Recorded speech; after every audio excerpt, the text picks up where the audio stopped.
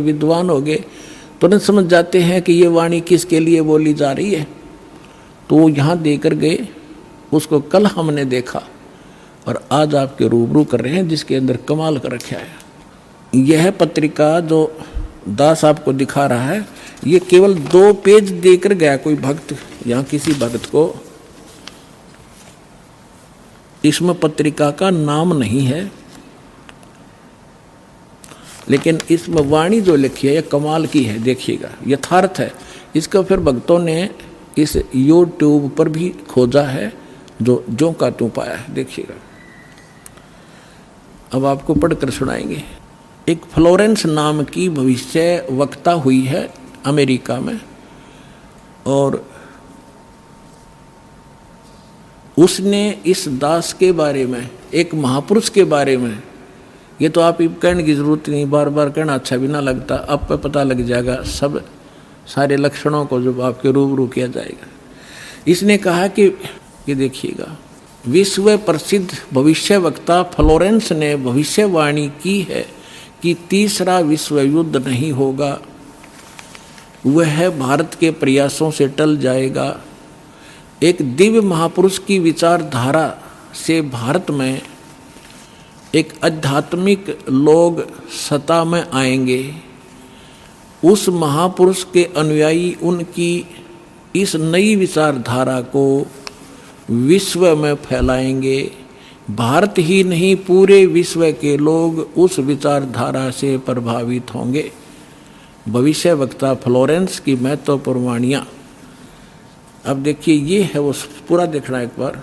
ये है वो बहन जिसका फोटो है, ये चित्र बना है इस पत्रिका के अंदर। ये वो बहन खड़ी है, जैसे एक फिलोसफर की तरह इनकी दृष्टि स्पष्ट दिखाई दे रही है। अब इसके हम आगे और पढ़ेंगे तो आनंद घना होगा। इसके हमने फोटो स्टेट कर रखी है, इसमें निशान लगा रखे, इसमें कुछ उभरे हुए अक्षर हैं, अच्छे पढ़े जाएंगे। देखिएगा, इसमें ज़्यादा ना पढ़ के हम अपने काम का पढ़ेंगे। वो हमने 53 पर पढ़ा था, ये हमने 53 पृष्ठ है इसका, इस पर पढ़ा था। ये यहाँ 53 पृष्ठ है, यहाँ देखा था 53 पृष्ठ पे। और अब हम यहाँ पढ़ेंगे 54 पृष्ठ पे। ये 54 पृष्ठ है। अब देखिएगा यहाँ क्या लिखा है।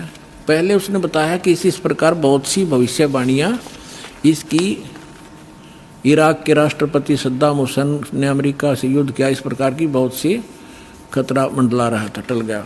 फ्लोरेंस की इतनी भविष्यवाणियाँ सच साबित हुई हैं कि कोई उनकी भविष्यवाणियों पर शक तक नहीं कर सकता। वैज्ञानिक भी उनकी भविष्यवाणियों के सच होने से आश्चर्यचकित हैं। फ्लोरेंस ने अपनी भविष्यवाणी में कई बार भारत का जिक्र किया है। The fall of sensational culture नाम की अपनी पुस्तक में उन्होंने लिखा है, सन 2000 आते आते प्राकृतिक संतुलन भयावह रूप से बिगड़ेगा। यानी लोगों में दुराचार, रिश्वतखोर, हाहाकार, बेईमाना घर कर जाएगा। लोगों में आक्रोश का भावना प्रबल होगी, दुराचार पराकाष्ठा पर होगा। पश्चिम देशों के विलासितापूर्ण जीवन जीने वालों में निराशा, बेचैनी और अशांति होगी। अतृप्त अभिलाषाएं और जोर पकड़ेंगी, जिससे उनकी अपनी कटुता बढ़ेगी। चारों ओर हिंसा और बर्बरता का वातावरण होगा। गरीब संपन्न व्यक्तियों की संपत्ति छीनेंगे, ऐसा वातावरण होगा और चारों ओर हाहाकार मच जाएगा। अब देखो, अब ये भविष्य वक्ता कह रही है कि अगर वो संत ना आता तो ऐसी दशा भारत की हो जाती, लोग एक दूसरे ने लूटने लग जाते। अब इसने तुरंत फिर क्या कहा कि उस संत की विचारधारा से वो घातक माहौल टल जाएगा। देखिए, ऐसा वातावरण होगा और चारों ओर हाहाकार मच जाएगा। ऐसा हाहाकार मच जाएगा, लेकिन भारत से उठने वाली एक नई विचारधारा, लेकिन भारत से उठने वाली एक नई विचारधारा इस घातक वातावरण को समाप्त कर देगी। वह विचारधारा वैज्ञानिक दृष्टि से लोगों में सामंजस्य और आपसी भाईचारा और भाईचारे का महत्व समझाएगी। वह यह भी समझाएगी कि धर्म और विज्ञान में आपस में विरोध नहीं है। आध्यात्मिकता की उच्चता और भौतिकता का खोखलापन सबके सामने उजागर करेगी। अपने आत्माओं, ये तो चलो इन भविष्य वक्ताओं का तो इतना काम समझ लो आप, जैसे परमात्मा ने विद्वान बना दिया, पृथ्वी और सूरज बना दी, सब नक्षत्र बना दिए, और अपने आप निर्धारित है कि इस समय 6:20 पर सूर्य उदय होगा। अगर कोई खगोल भगोल का ज्ञाता अब बता दे कि फलानी तारीख को 6:20 पर सूर्य उदय होगा, वो ना बताता तो भी उसी समय होना ही था वो, क्योंकि उस परमात्मा ने वो निर्धारित सिस्टम बना ही रखा है। तो ये ना बताते तो भी परमात्मा ने पहले बोल ही रखा है, निर्धारित दिन ठीक धर रखा है, वो तो ये होना ही होना था। ये बता रहे हैं तो आपके लिए और ज़्यादा गोल्डन चांस है।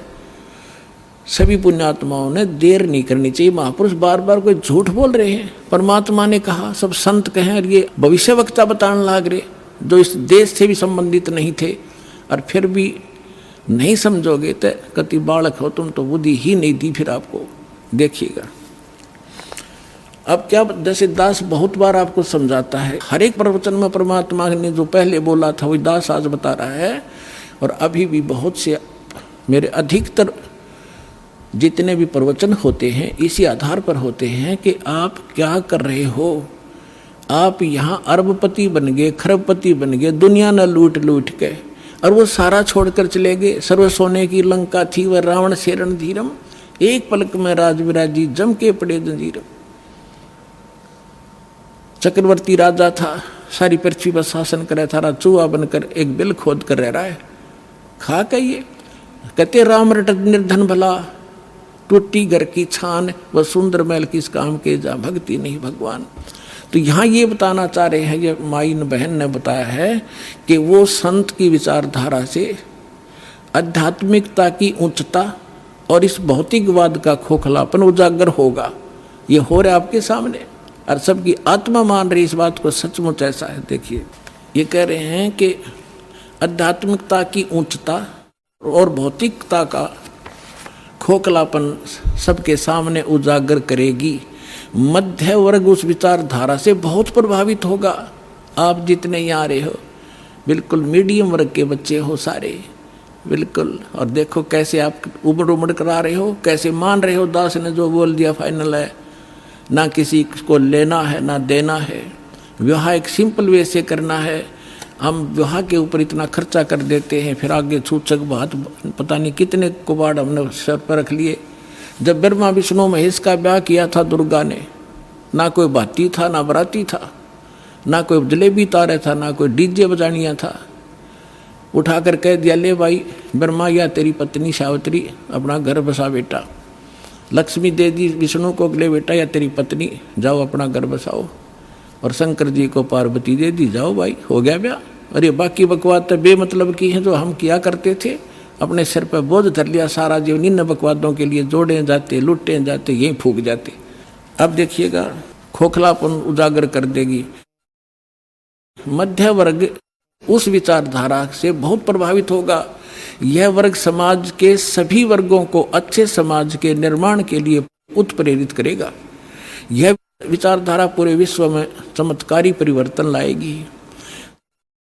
मुझे अपनी छठी अतीन्द्रिय शक्ति से ये एहसास हो रहा है कि इस विचारधारा को जन्म देने वाला एक महान संत भारत में जन्म ले चुका है।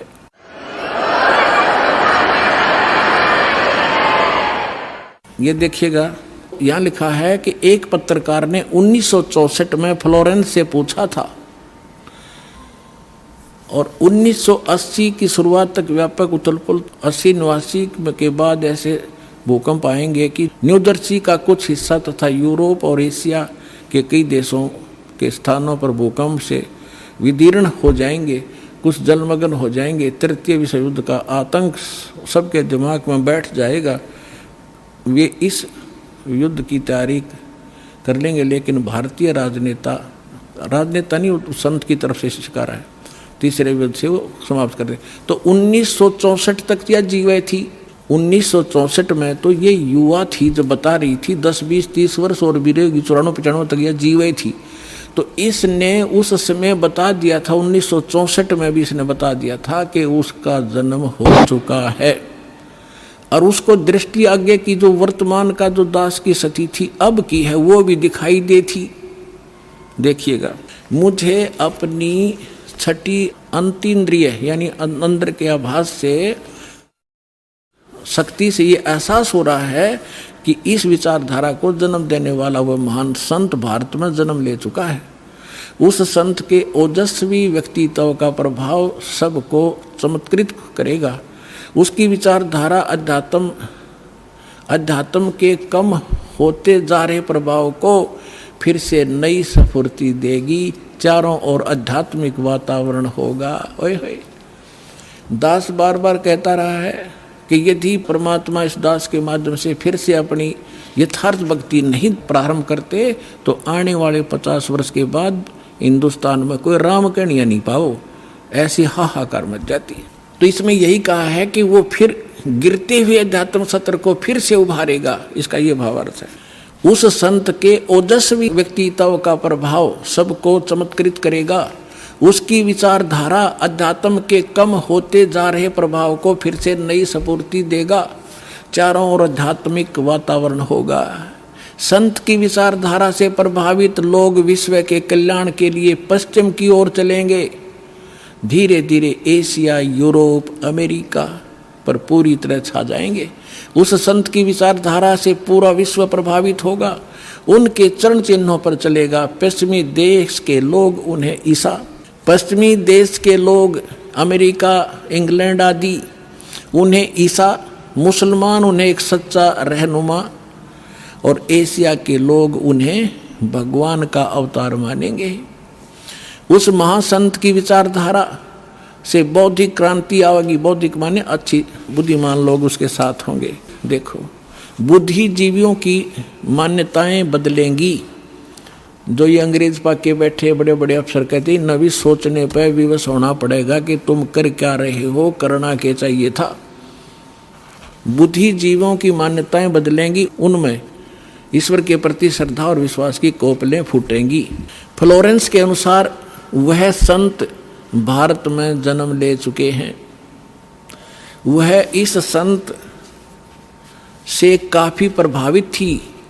अपनी एक दूसरी पुस्तक golden light of new era में भी उन्होंने लिखा है कि जब मैं ध्यान लगाती हूँ तो अक्सर एक संत को देखती हूँ, गौर वर्ण के यानी गोरे वर्ण के। उस संत के ललाट पर गजब के तेज होता है। उनके ललाट पर आकाश से एक नक्षत्र के प्रकाश की किरणें निरंतर बरसती रहती है। अपने आत्माओं, आप देखिएगा ये इस तरह आती हैं ये जैसे परमात्मा बैठे हैं सतलोक में, वहाँ से इस दास के ऊपर ये ऐसी अपनी किरण बरसा रहे हैं। यहाँ से आकाश से आ रही है और दास के ऊपर परमात्मा की शक्ति निरंतर चल रही है। उसी से आगे आपको कनेक्शन दिया जा रहा है। अब उसी को ये बहन बता रही है फ्लोरेंस, अपनी दिव्य दृष्टि से देख करके उसके ऊपर माथे पर यानी उसके सिर पर ऊपर से आकाश से नक्षत्रों से एक लाइट निरंतर आ रही है जो उसके माथे पर बरस रही है और वही शक्ति आगे आप में जा रही है। देखिएगा, जब मैं ध्यान लगाती हूँ तो अक्सर उस एक संत को देखती हूँ गौर वर्ण के।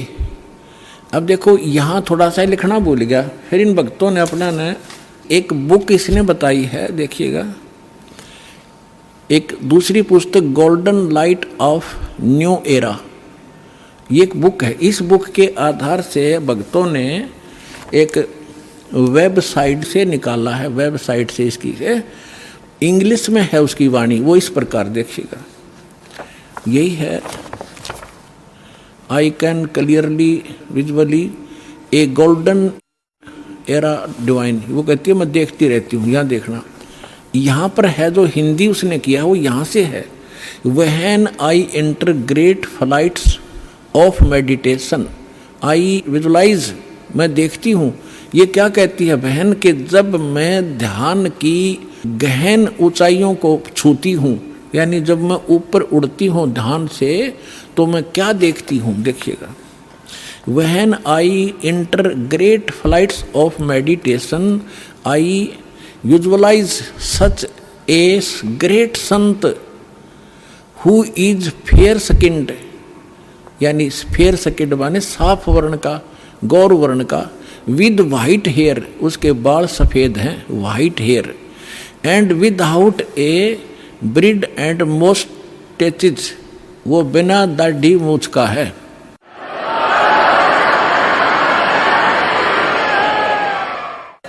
और उसके सफेद बाल हैं।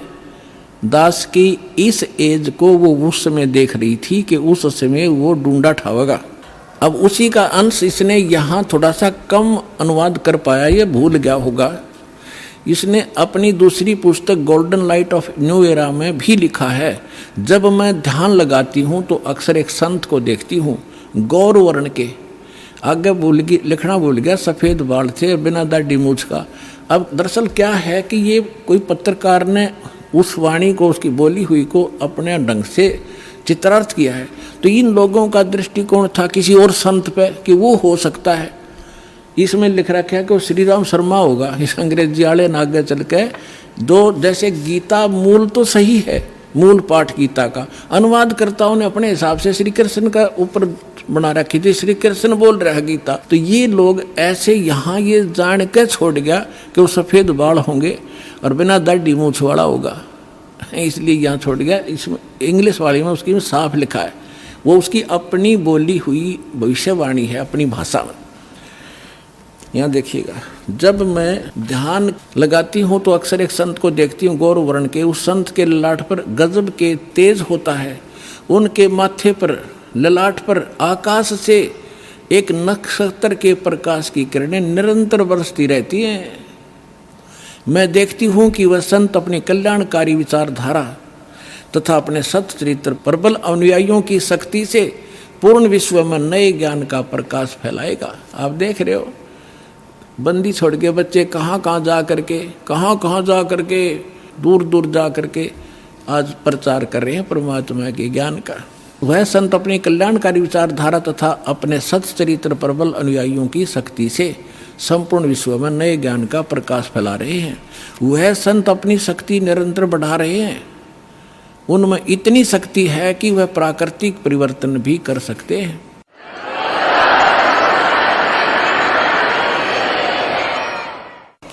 वह अपना कार्य वैज्ञानिक ढंग से करेंगे। उनकी कृपा और प्रयत्न से मानवीय सभ्यता में नई जागृति आएगी। विश्व के समस्त जनसमूह में नई चेतना का संचार होगा। लोक शक्ति का एक नया रूप उभर कर सामने आएगा, जो सत्ताधारियों की मनमानियों पर अंकुश लगा देगा। जो राजा लोग अपनी मनमानी बकवाद करते हैं, उस संत के अनुयायी उनको विवश कर देंगे कि बंदे बनकर रहो, बकवाद बहुत दिन कर ली तुमने। विश्व के समस्त जनसमूह में नई चेतना का संचार होगा। लोक शक्ति का एक नया रूप उभर कर सामने आएगा और जो सत्ताधारियों की मनमानियों पर अंकुश लगा देगा, राजनेताओं के ऊपर। मनोचिकित्सक तथा सम्मोहन कला के विश्व प्रसिद्ध ज्ञाता डॉक्टर मोरे बर्स्टीन की फ्लोरेंस से अच्छी दोस्ती थी।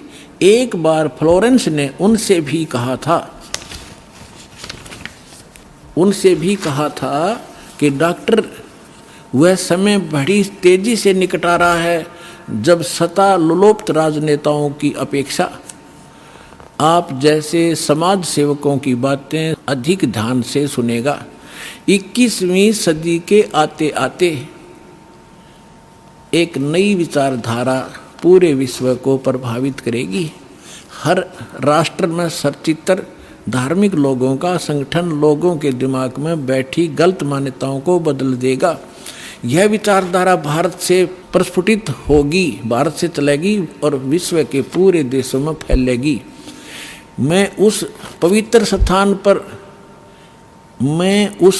स्थान पर एक प्रचंड तपस्वी को देख रही हूँ, जिसका तेज बड़ी तेजी से फैल रहा है।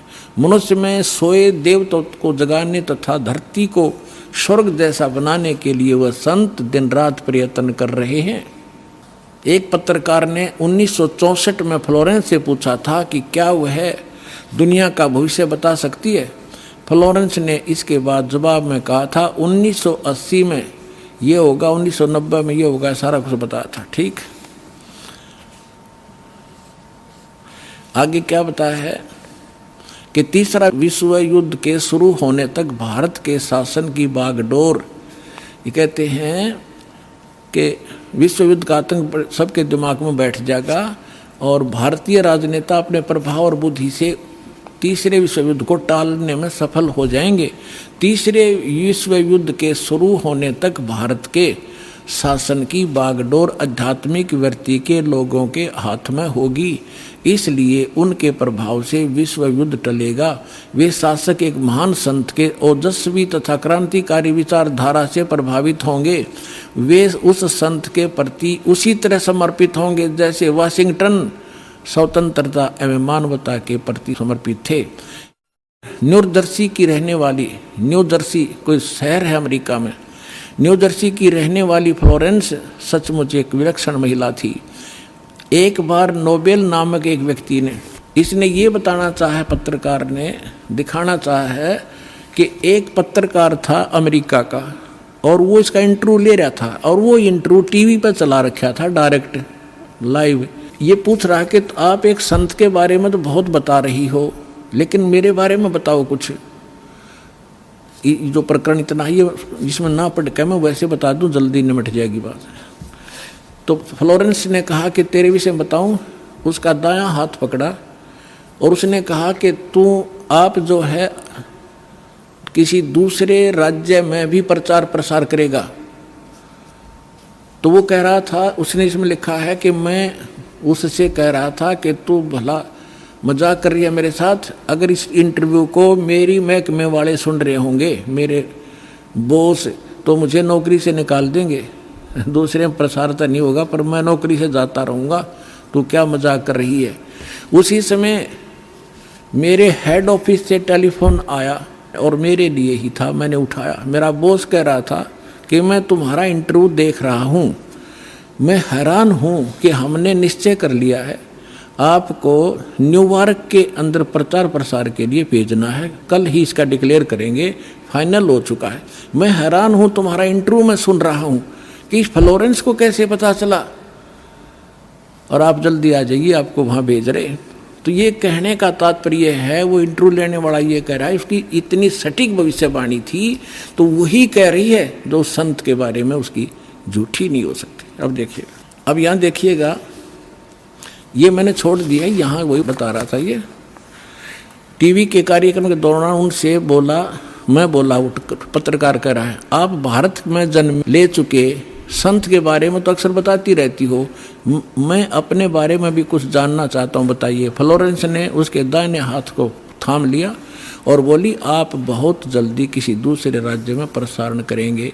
नोबेल ने एक प्रसारण सेवा के, वो एक कर्मचारी थे उस प्रसारण सेवा के, इस बात पर हंसने लगे। कुछ क्षण बाद बोले कि आपने मुझसे अच्छा मजाक किया। यदि हमारी कंपनी के अधिकारी इस कार्यक्रम को देख रहे होंगे तो दूसरे राज्य में तो जाऊंगा या नहीं, फिलहाल अपनी कंपनी से तुरंत निकाल दिया जाऊंगा। फिर पीछे घोषणा ये लिख दिया उसने कि वहाँ, अब कहते नोबेल के जब फ़ोन पर उठाया तो उसने बताया कि हमने न्यूयॉर्क के प्रसारण का काम शुरू करने का निर्णय लिया है, वहाँ तुम्हें भी भेजा जाएगा। अभी यह बात गुप्त रखना, इसकी घोषणा कल की जाएगी। मैं टीवी पर फ्लोरेंस के साथ तुम्हारी बातचीत देख रहा था, वो बॉस बोल रहा है। फ्लोरेंस ने तुम्हारे विषय में जो बताया वो पूरी तरह सच है। आश्चर्य है कि यह बात कैसे मालूम होगी। नोबेल फ्लोरेंस का चेहरा देखता रह गया। अब उस लड़की में इतनी सटीक भविष्यवाणी ये सिद्ध की इसने, और उसी ने उस संत के बारे में की। आगे फिर देखना, कुछ पत्रकारों ने उनसे एक बार पूछा था कि वह भविष्य को कैसे देख लेती है तथा गायब व्यक्ति या वस्तुओं का पता कैसे लगा लेती हैं। तो फ्लोरेंस ने बताया, मुझे स्वयं नहीं मालूम कि यह कैसे संभव हो जाता है। मैं भविष्य के विषय में एक बहुत महत्वपूर्ण बात बता रही हूँ। बार बार कहा करती वह कि 20वीं सदी के अंत में भारतवर्ष में 1997 के आसपास एक प्रकाश निकलेगा। वह प्रकाश पूरी दुनिया को उन दैवी शक्तियों के विषय में जानकारी देगा जो अब तक हम सभी के लिए रहस्यमय बनी हुई थी। एक दिव्य महापुरुष द्वारा यह प्रकाश पूरे विश्व में फैलेगा। वह सभी को सतमार्ग पर चलने की प्रेरणा देगा। समस्त दुनिया में एक नई सोच की ज्योति फैलेगी। जब मैं ध्यान अवस्था में होती हूँ तो अक्सर यह दिव्य महापुरुष मुझे दिखाई देते हैं। फ्लोरेंस ने एक बार कहा, इस संत या दिव्य महापुरुष का जिक्र किया है, साथ ही यह भी बताया है कि उत्तरी भारत के एक पवित्र स्थान पर वह मौजूद है, बरवाला में।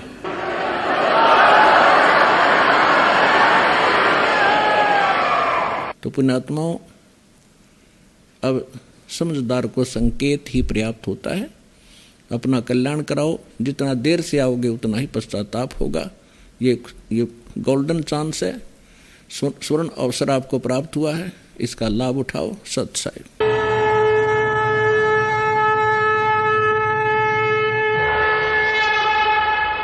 आइए अब हम उन श्रद्धालुओं के अनुभव जानते हैं जो जगत गुरु तत्वदर्शी संत रामपाल जी महाराज जी से दीक्षा प्राप्त कर चुके हैं तथा उनके द्वारा बताए गए भक्ति मार्ग पर चल रहे हैं। क्या नाम है जी आपका? सर, मेरा नाम ओम प्रकाश दास है। वैसे मुझे जो है सरकारी तौर पे जो नौकरी में मेरा नाम दर्ज है वो ओम प्रकाश हुड्डा के नाम से है, OP Hooda, doctor OP Hooda. तो डॉक्टर साहब, आप कहाँ कहाँ आपने नौकरी की? सर, मैंने जो है जब मेडिकल अफसर के तौर पे मैंने बुटाना नौकरी ज्वाइन की थी। उसके बाद मेरी पानीपत डिस्ट्रिक्ट में रहा 2-2.5 साल। उसके बाद मैं सोनीपत मेडिकल सुपरिटेंडेंट की पोस्ट पे आया और उसके सोनीपत से मैं यमुनानगर में CHC नागपुर है 4.5 साल वहाँ रहा। नागपुर से मेरी बदली जो है बिलासपुर जिला यमुनानगर में ही जो है बदली हुई। वहाँ से मैं CHC डीघल आया 2005 दिसंबर में और CHC डीघल से मेरी प्रमोशन हुई CMO झज्जर की जो है, और 2 साल 1 महीना में CMO झज्जर रहा।